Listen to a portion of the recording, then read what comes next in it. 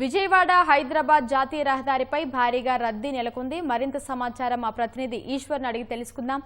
ఈశ్వర్, చెప్పండి, విజయవాడ హైదరాబాద్ జాతీయ రహదారిపై ప్రస్తుత పరిస్థితి ఎలా ఉంది? ఉమా, విజయవాడ హైదరాబాద్ జాతీయ రహదారిపైన వాహనాల రద్దీ అయితే కొనసాగుతుంది.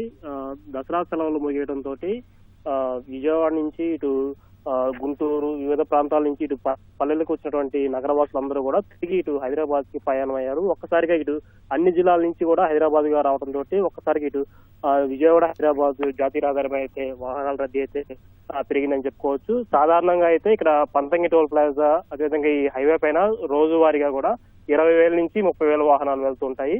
ఈ ఒక్క రోజే ఉదయం నుంచి ఇప్పుడు కూడా సుమారు 60,000 నుంచి 80,000 వరకు వాహనాలు వెళ్ళినట్లు కూడా అధికారులు చెప్తున్నారు. అయితే వాహన రద్దీకి అనుకూలంగా కూడా ఇక్కడ పంతంగి టోల్ ప్లాజా వద్ద అయితే మొత్తం 16 టోల్ బూత్లు ఉంటాయి. మొత్తం ఇప్పుడు 9 టోల్ బూత్లను ఓపెన్ చేసి విజయవాడ నుంచి హైదరాబాద్ వెళ్లే వాహనాలన్నింటినీ కూడా పంపిస్తున్న పరిస్థితి ఉంది. ముఖ్యంగా ఇక్కడ విజయవాడ హైదరాబాద్ జాతీయ రహదారి పైన మొత్తం కూడా ఈ హైవే మీద ప్రమాదాలు తరచూ జరుగుతున్నాయని చెప్పేసి మొత్తం 17 బ్లాక్ స్పాట్లను ఏర్పాటు చేశారు. ఈ బ్లాక్ స్పాట్ల వద్ద ఫ్లైఓవర్ నిర్మాణాలు, అండర్ పాస్ నిర్మాణాలు, రోడ్డు విస్తరణ పనులు అయితే ముమ్మరంగా జరుగుతున్నాయి.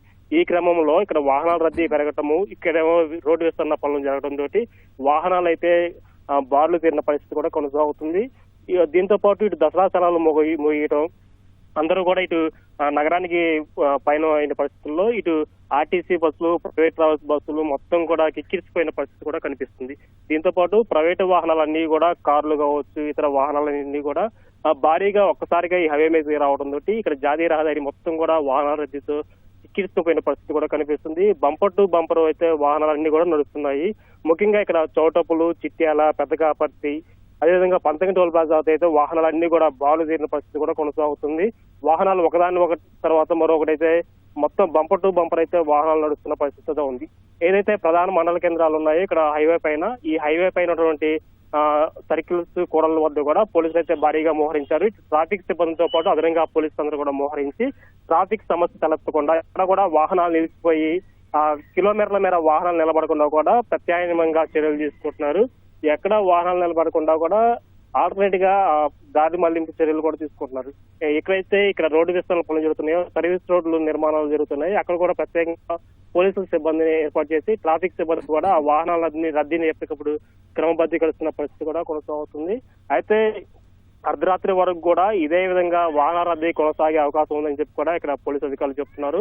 దానికి అనుగుణంగా కూడా ప్రధానంగా ఇక్కడ టోల్ ప్లాజాల వద్ద కూడా ప్రత్యేకంగా సిబ్బందిని కూడా ఏర్పాటు చేశారు. ఏదైనా ఫాస్టాగ్ సమస్యలు ఏమైనా తలెత్తితే అక్కడ వాహనాలు ఎక్కువసేపు నిలబడకుండా విధంగా కూడా ప్రత్యామ్నాయ చర్యలు కూడా ఇక్కడ టోల్ ప్లాజా సిబ్బంది కూడా తీసుకున్న పరిస్థితి కూడా ఉంది.